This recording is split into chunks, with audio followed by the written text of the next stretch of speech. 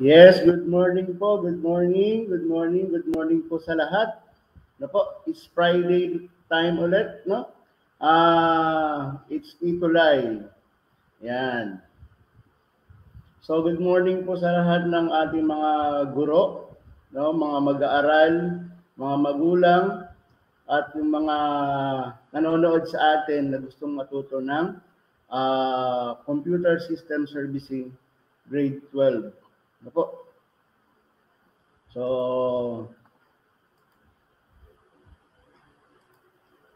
ayan. Ako po si Tutor Lon, no, from SDO Bataan. So, mapapanood niyo po ako every Friday from 9:40 to 10:20 a.m. Then live din po tayo sa DepEd EdTech Unit. Sa DepEd tayo, then sa YouTube po sa DepEd Philippines, DepEd EdTech, and DepEd TV. Yan, every Friday po. So, ayan. So, quarter 2, week 4 po tayo. No? So, mag-deploy tayo ng desktop wallpaper using group policy management. Paano kaya ginagawa ito? At anong mga benefits, no? O ano yung mga advantage na kung ang gagawin natin pag-deploy ng wallpaper ay lahatan na, no? Maramihan at pang-corporate talaga, no? So anong advantage niyan? Unang-una, siyempre ang advantage niyan ay hindi ka na mahihirapang isa-isahin, no? Nalagyan ng wallpaper yung ating mga PC, no? Kung ang PC natin ay 50, no? So medyo matatagalan ka. Lalo siguro kung ang gagawin natin sa tatlong department na gagawin natin sa sample natin ngayon ay pagpalagay na natin tig 50 na computer, no? So papaano siya gagawin? Doon ang tanong doon. Tapos ang gagawin din natin ngayon ay kada department ay may sariling wallpaper. Ayan. May sarili silang desktop wallpaper. Na kung saan ka nakabilang na department, ayun ang magiging wallpaper nyo. No? Parang simulation natin o parang isang malaking company talaga, ano, na itong department na to, itong wallpaper nila, o department ng sales, no? Department ng admin, iba yung wallpaper nila. Then, yung department ng ating HR, ayun ang tatlong gagawin nating sample. No? Okay. Ayan. Ano ba yung expect natin, no, sa tutorial na to? So, syempre, matututunan natin paano ba mag-deploy ng desktop wallpaper using group policy management.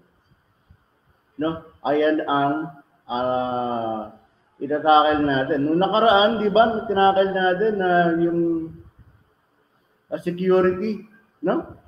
Security ng ating mga computer, no? Para hindi niya mapalitan yung settings, ay gumawa tayo ng group policy. Pwede naman na kada OU, no? Organizational unit. No? So sa mga ngayon pa lang nakapanood o nakasubaybay dun sa ating mga tutorial, so i-recap natin paano gumawa ng department o yung mga organizational unit, no? Good morning po. Kay Sir yan. Yan po, no?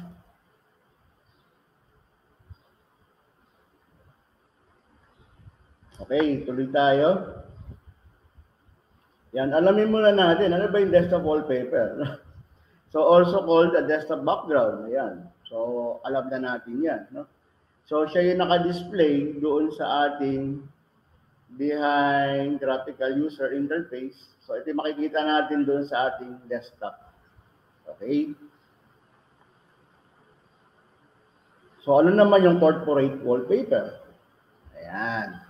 So sabi, no? Having corporate wallpaper also ensure that your employees aren't setting their own and using image that are inappropriate. So, sa mga kapwa ko guro, no, na nagma-manage ng laboratory. So, parang napakaano naman, no, na kada may gagamit ng ating ating binabantang computer ay iba-iba ang makikita natin wallpaper, no? So, pagka ginamitan na natin ng group policy, isang image na lang ang pwede natin ipakita sa kanya at hindi niya mababago yun. No? Lalo na kung marami, talagay natin 50 computers, no?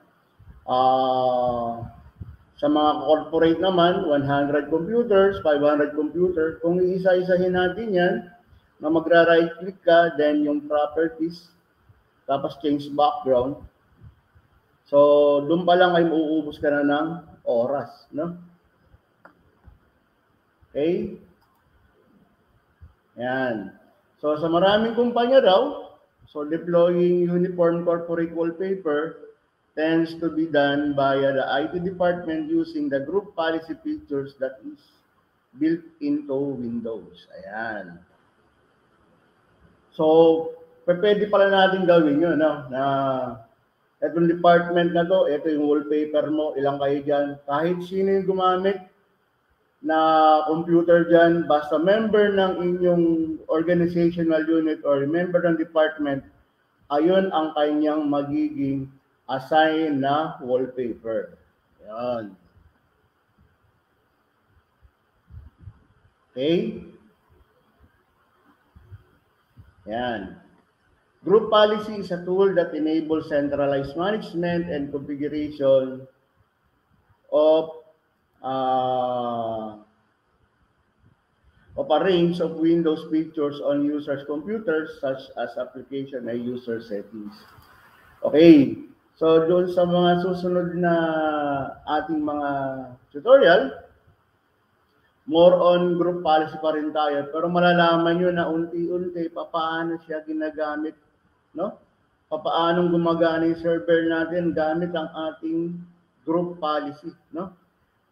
Noong nakaraan, di ba, tinakil natin yung sa folder redirection gamit ang group policy. Di ba, once na nag-save ka kahit sa computer, automatic, isesend niya sa iyo yung sinave mong file doon sa folder nyo.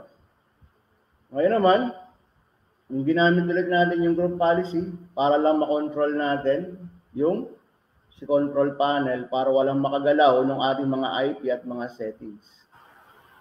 Then, sa mga dating araw, yung pag-send naman ng application gamit ang group policy pa din. Ayan. Okay. So, recap tayo. Nung last week, ang ginawa natin, di ba? Nilagyan natin ng restriction yung computer o yung mga computer na gagamitin para hindi niya mabago yung mga IP o yung mga settings ng ating mga computer. So kadalasan sa mga company, no, may mga talagang gumagamit ng iniiba nila yung IP address para kung may dala-dala silang sariling internet, no? Or binabago nila yung settings dahil sa ano nila, no? Feeling nila sila na yung owner, no, nung ating mga PC. So, paano siya ginagawa? No, recap natin yung ginawa natin nung last time. So, yun, managing group policy management. So, di ba nung nakaraan ay gumawa tayo ng organizational unit na kung saan ay meron tayo mga department na ginawa, di ba? So,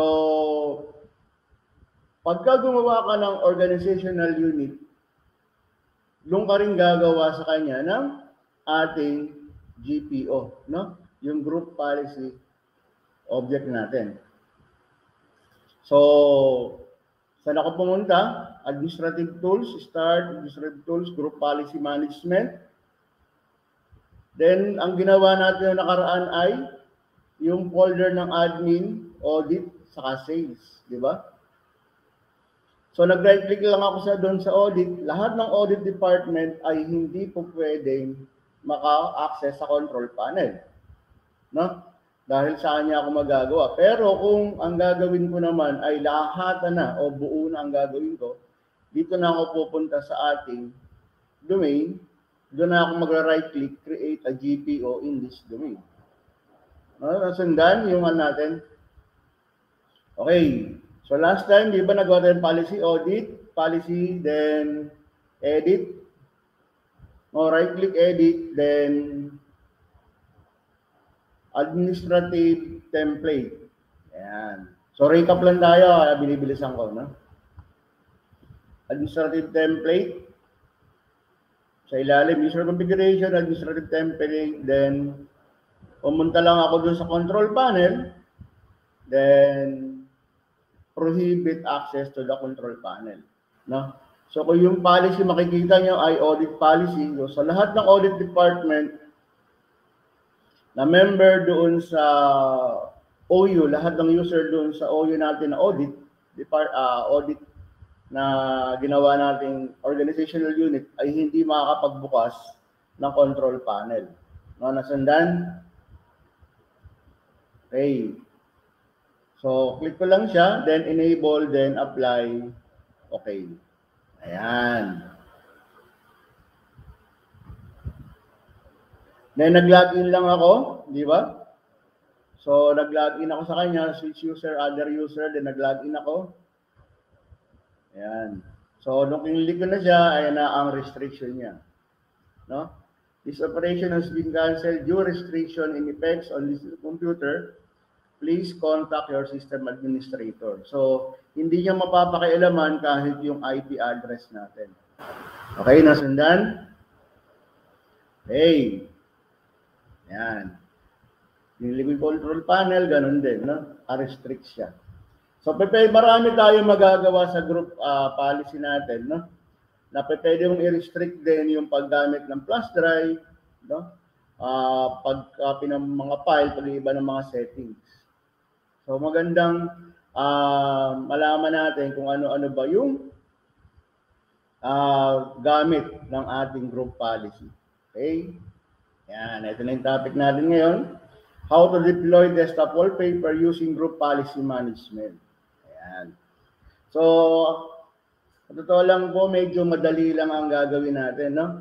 So, good morning po kay kay Ma'am Gagang from Tablon Elementary School, Cagayan de Oro. Yan. Sir Edwin from LSS NHS. Yan. Then, kay Ma'am Stephen. Yan. From Lorenzo Senior National High School. Ayan. Good morning po sa inyo. Na po. Okay, balik po tayo dito. So, paano ba mag-deploy ng wallpaper? So, ang sample natin, yun. So, una, gumawa ako ng 3 folder. No? Yan, 3 folder na kung saan ay doon nakalagay yung i-deploy natin na wallpaper na .jpeg. Okay? So, right-click, new folder. So, yun na isa HR department. Then, pangalawa ko admin, pangatlo yung sales. Ayan. Then, isi-share natin yung ating mga folder. So, andiyan dyan sa loob yung natin yung mga files na i-deploy. Yan, good morning po kay Ma'am Jessa from Hilly Rizal Academy of Camiguin. Ayan, Holy Rosary Academy of Camiguin. Yan. Thank you po for watching. So, balik po tayo dito. I-share natin, no? I-share natin yung folder, then properties. Ayan, nasundan. Then, share. No? So, i-share natin siya sa lahat. So, hahanapin natin, o ga-add tayo, hahanapin natin si everyone. Then, pag nahanap natin sa everyone, then add. Yun. Add. Then, read and write. So, para madali yung pag-share natin, no? Then, share na natin yung folder natin. Okay? Then, done. So, kung napansin nyo, ayun na yung address natin, no? Ayan na, yung address natin. Yung pinaka-network address. Then, done. Then, punta tayo ng advanced sharing, no? Para ma-share natin, no? Ma-share natin yung ating folder. Yun. Share this folder. Permission. Permission, then i-allow natin, no? I-allow natin yung control doon sa everyone. Yan. Then, okay lang. Then, close. Yan. So, yung network path natin, ha? Ito. No? So, gagamitin natin mamaya yan para siya yung tatawagin. No? Siya yung tatawagin. Yung laman niya ang tatawagin at i-deploy natin na wallpaper. Okay? So, ganun din yung ginawa natin. So, ito yung laman ng ating sa sales department. So, good morning po, Sir Rafael from Remedios National High School. Yan. Kay Ma'am Daphne from si Lorenzo Sarmiento Senior National High School. Yan. Okay? So, ang i-share natin, ang i-deploy natin. So, sa sales, gumawa ako ng sample natin. Ito yung i-deploy natin, no? Sales department na wallpaper. Then, sa admin naman, ang i-deploy natin, sa admin department, ang i-deploy natin, ito naman, no? Iba yung kulay niya, no? So, ABC Grocery Admin Department. Ayan. Kasi ang domain natin, di ba, no, nakaraan, nung ginawa natin domain ay abc.grocery, no? .local. Kaya hindi ko na rin binago yung ating company, no? Ayan. Sa sales naman, ayan, sa sales. Then, sa sample natin, para hindi natin malimutan, or may mga bago nanonood sa atin, no? Paano ginagawa yung ating mga department o yung mga OU. So, umpisahan natin, no? So, dahil na i-share ko rin tatlong folder natin, ha? Ano-ano yan? Admin, HR, saka yung sales. Ayan, na-share natin, na. Then, gagawa ako ng organizational unit gamit si Active Directory Users and Computers. Then, yung ating domain. Ayan, yung ating ginawang domain. Then, right-click, new organizational unit. Okay? Sundan. Then, pinangalan ko sa kanya yung admin department. No? Then, okay lang. Then, next natin.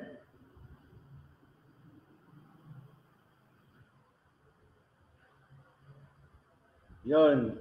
Next natin, ang ginawa ko naman is Human Resource Department. Okay. Ganun ulit, ha. Right-click, new organizational unit. Then, nag-right-click ulit ako sa kanya. New organizational unit, then yung ating sales department. So, meron tayong tatlong department, no? Tatlo tayong department na kung saan ay doon natin ilalagay ang ating mga user para once na nag-login siya doon sa computer na yon at member siya ng organizational unit na yon, automatic ibibigay sa kanya yung wallpaper na yon na din-deploy natin. Okay? Then, gagawa tayo ng user. No? So, sa user natin, click natin si admin, new user. Okay? So, natatandaan yung ginagawa natin. Okay? Then, ang unang user ko doon sa ating department ay pinangalan ko kay, yan, sample natin, Sir Josel. Yan. Okay? Then, click lang ako ng next. Then, yung password, ikaw lang ang nakakaalam ng password, no? Na pagla-login nila, so ibang password yung admin at iba yung sa user. So sa user, ikaw rin yung maglalagay, no? Kasi para nabubuksan mo yung account niya. So user cannot change password, no? Para hindi niya ma-change at password never expired. Kada mag-login siya, hindi na siya gagawa ng panibagong password, no? Then click lang tayo ng next. Then finish na. So ganun din, human resources, new user. So next natin si Lala, no? User logon name Lala, then next lang, same lang din, no? User cannot change password, password never expired. Then finish. Same lang din, sales department, new user, no? Dahil naman pangalan ko, no, user logon name loan, then next. So, yun, no? Same lang din. User cannot change password, password never expired, then next lang tayo. So, nakagawa na tayo ng tatlong department natin o tatlong OU na meron tigi-tigi isang user. Okay? Yun. So, close na natin yan. Then, saan naman ako pupunta? So, pupunta na ako ngayon sa Group Policy Management. No? Dahil doon ko na siya uutusan o doon ko na i-configure para i-deploy yung mga wallpaper na kung saan ako naka-member na domain o naka-member na organizational unit o department, ayun ang marireceive kong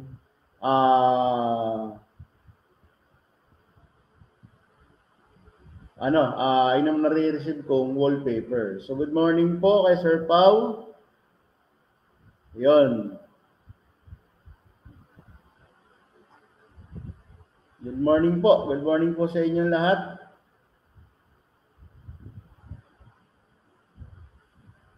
Ayan, group policy management tayo, no? So, kay Ma'am Rosemary, yan, good morning po. Okay, balik tayo, no? Nakagawa tayo ng organizational unit, may tatlong user, then punta na tayo ng group policy management. So, doon sa ating ginawang OU, lilitaw ngayon dyan yung ating department o yung OU, no? Sa group policy management na tayo, ha? So, domain, then yung ating admin department. Doon ako magra-right click ngayon. Then, create a GPO in this domain and link there. And link it here. Yan. Right click lang ako sa kanya. Then, gagawa ko ng bagong GPO sa kanya. Admin GPO, no? Sinample natin. So, once na may GPO na yung department nyo, hindi ka na, kahit hindi ka na gumawa ng iba-ibang GPO sa kanya, no? Unless na kung ang gagawin mong GPO ay panglahatan, doon ka nagagawa mismo sa may pinaka-domain. No, lahat ng settings ay pwede mo nang gawin once na meron ka ng group policy object doon sa kanya. No?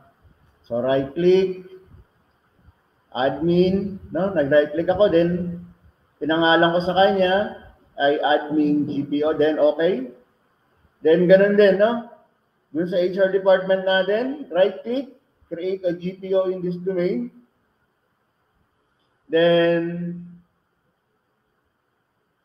pinangalan ko sa kanya IHR GPO. Yan. So, siyempre, ganun din ang gagawin natin sa sales department natin. No? Create a GPO in this domain and papangalanan sa kanya ay sales.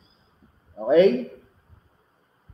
Then, balik tayo doon. Once na nakagawa na tayo ng GPO, puntahan natin yung ginawa natin GPO, then right-click, edit. Yan. Right-click, edit. Doon na mag-e-edit ngayon. Then, ayun na yung ating policies, no? Dito na natin ko-controlin o dito na natin i-configure yung ating mga policies. So, saan ako pumunta? Dahil i-deploy ko yung wallpaper. So, saan ako pupunta? So, sa user configuration, then punta ako ng administrative template. No? Then, pupunta ako doon kay desktop. Kasi dahil ang bibigyan ko ng wallpaper ay yung desktop. So, saan niya ako pupunta na? Settings. No? Administrative template, then desktop. So, good morning po, Ma'am Charlotte, Ma'am Musipina. Yan. Good morning po. Okay. So, after mapuntahan ng desktop, no? So, ayun na siya. Desktop. Then, may another desktop, no? Kasi dito, yung mga settings dito ay yung para doon sa kanyang mga settings, no? Katulad yung prohibit adjusting desktop toolbar, prevent adding, dragging, dropping, and closing the taskbar, no? So, ito na yung mga settings. Pero ang gagawin kasi natin ay magdi-deploy tayo ng wallpaper.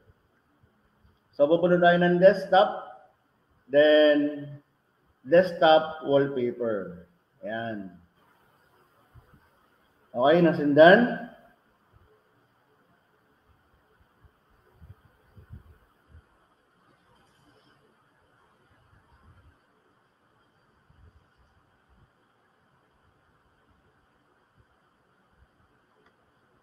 Okay, nasundan. So, sa desktop wallpaper natin,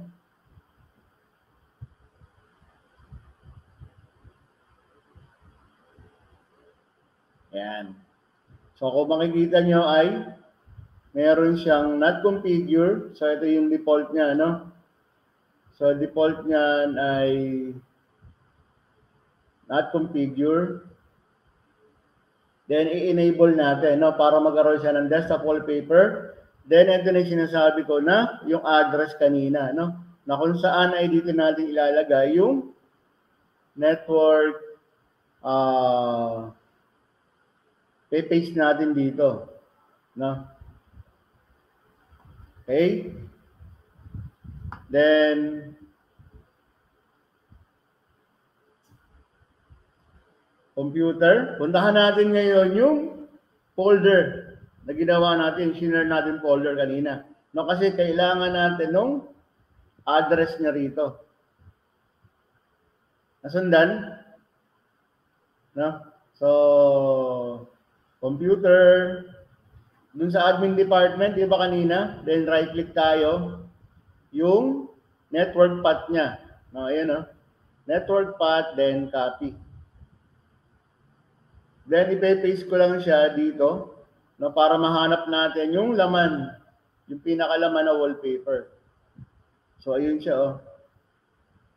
No? Nag-backslash lang ako. Backslash ba yung tawag? So, yun, no? So, hinanap ko ngayon yung address ng ating wallpaper na kung saan yan doon sa network, no? Sa network na sa server natin, nandoon sa department ng admin sa folder. Then yung pangalan ng ating wallpaper. Then copy, then ipe-paste ko ngayon dyan sa kanya. Okay? Then paste.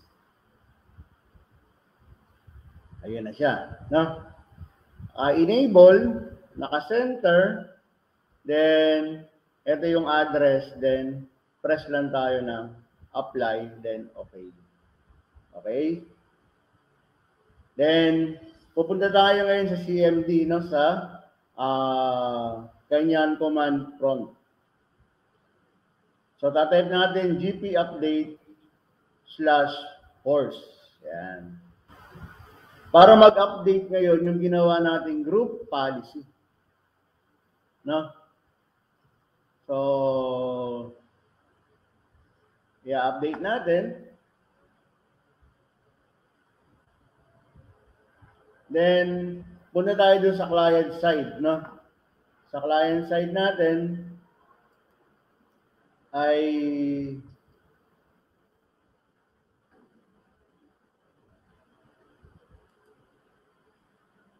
mag-switch user tayo. Ayan, switch user.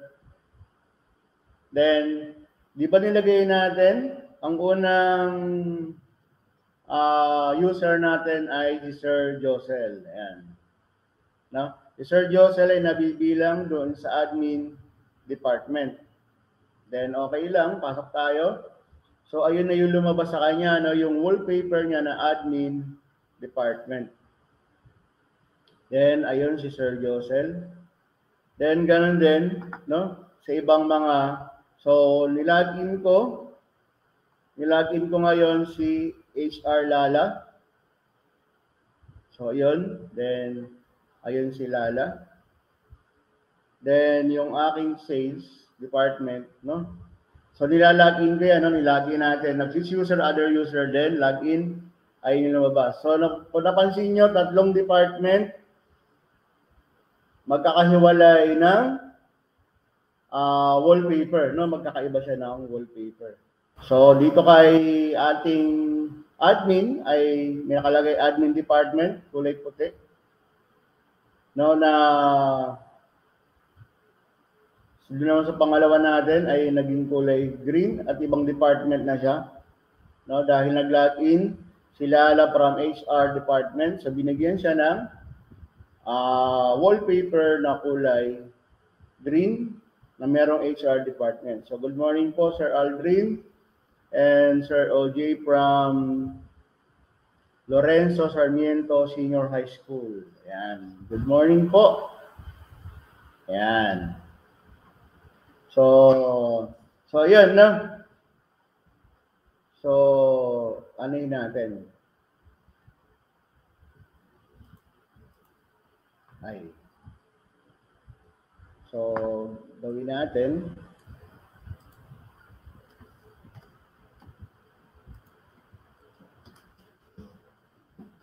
So, comment lang ha kung medyo mabilis. So, gagawin na natin.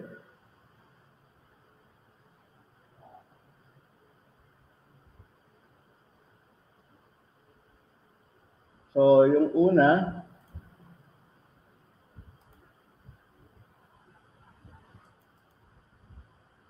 ay naglagay na ako ng tatlong department, si admin, HR, sales department natin. Na kung saan ay nandoon na yung ating i-share na mga wallpaper. Yan. Okay? Then, right-click lang ako sa kanya. Properties, sharing, share. Asundan, everyone, read and write. Nung sinerch ko na siya dito, everyone, then add, read and write. Ayan. Then share. Okay? Then done. So advanced sharing. Share this folder. Then permission. Okay? So permission, then allow. Nasundan yung ginawa ko. So comment lang ako, medyo mabilis. So, good morning po kay Sir Leo Ray. Ayan, good morning po. So, allow natin, then okay. Okay, then, so, ito yung save natin mamayang path, no? Then, close. HR department, sharing, share. So, hanapin everyone, then add, ayan na siya. read and write, then share. Done. Advanced sharing, share this folder, naka-check na siya, then permission, allow. Then okay, then close. Sales department, same. Sharing, everyone, add, read and write, share, then done. Okay? Advanced sharing, share this folder, permission, allow. Okay, yan. So, dahil nakagawa natin tatlong folder, no? Gagawa na tayo ng OU. Yeah. So, Active Directory users and computers yung pinuntahan ko. Then, sa domain, right-click, new. Organizational unit. No? So, admin. So, department. Ayan. So, yun yung admin department natin. So, next natin, new organizational unit. So, HR na lang lagyan natin, department. Then, okay. O, next natin, yung sales. So, yan, may tatlo na tayong department or yung organizational unit, no? Department. Ayan.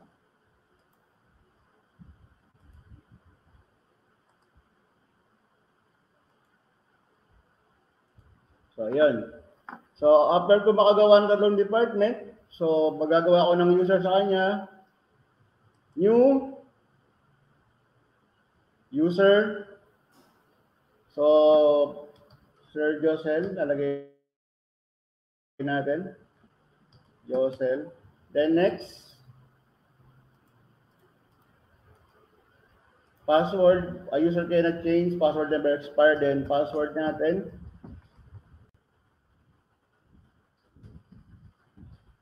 Then next, finish.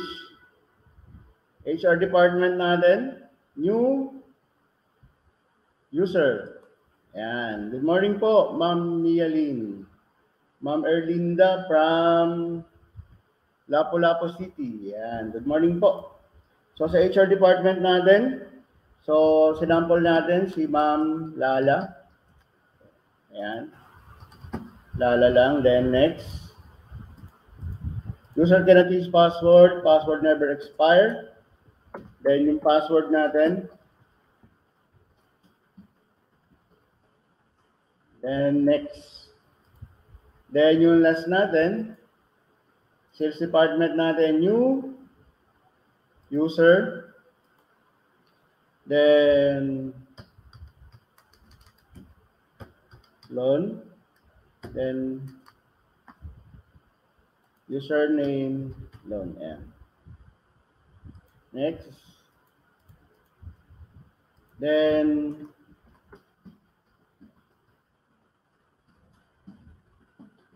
password. Then next. Then finish. So meron tayong tatlong organizational unit. Then merong tigi-tigisang user.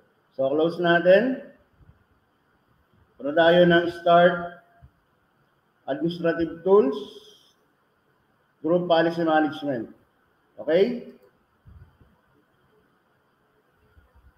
So under ng group policy management, ayun na sila. Admin department, HR, saka sales. No? Right click lang ako sa kanya, create a GPO in this domain, then admin GPO. Ayan. Okay? Meron na pala siya. So, admin 1. So, meron na yata ito. Ayan, GPO, admin 1. Okay, next natin, sa HR department natin, create a GPO in this domain. HR GPO. So, exist na rin. So, ginawa, yung sinample ko kasi kanina, ayun ang GPO niya. So sa sales natin, ganun din, create a GPO in this domain and sales. Sales, then GPO.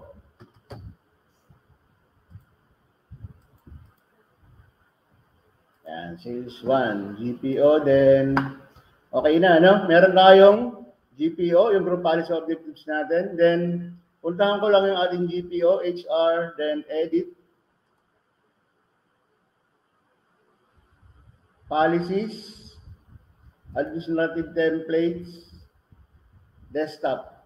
Kasundan, desktop, then double click lang, then desktop ulit. Ayun, then desktop wallpaper. Okay, nasundan. Then, puntahan natin yung ating sales department. Ay, ano ba yung ano natin? Yung ginawa natin. Tingnan ko lang ha. So HR pala, ano, nauna si HR na nating nagawa. So okay lang yan. So HR tayo pumunta. Right click, properties, sharing, save natin. So paste natin dito, then yung HR JPEG. Kasundan. So ayun siya. So type ulit natin, ayun na siya. No? Copy. Then doon tayo sa ating wallpaper na HR. Enable, then wallpaper. Okay? Then apply. Okay. Okay? Then close natin. So doon tayo kay admin, edit, then policies, administrative template, desktop, then desktop wallpaper, enable, then punta tayo doon kay audit, no? Sa audit, sa admin pala, no, department, sorry, sharing, then network path, copy, paste, then /admin, no? Copy, then i-paste natin. I-paste na natin dito kay sa ating wallpaper, then apply. Okay. Okay? So, punta na tayo doon sa ating client, no?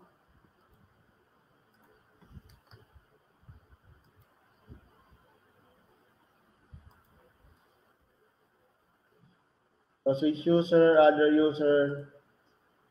Unahin natin si Josel. Josel, then password. Then, next. So, ayun, no? Success. Success yung, ayun si Josel, no? Kahit hindi na tayo nag-GP update, pumasok siya, no? Try natin, mag-log off. Control-Alt-Delete, then switch user, other user. So, si Lala, then password. Tingnan natin. Yun. Pumasok doon sa HR department. Then, last natin ay log off ulit. Then, switch user, other user. Doon. Then, password natin.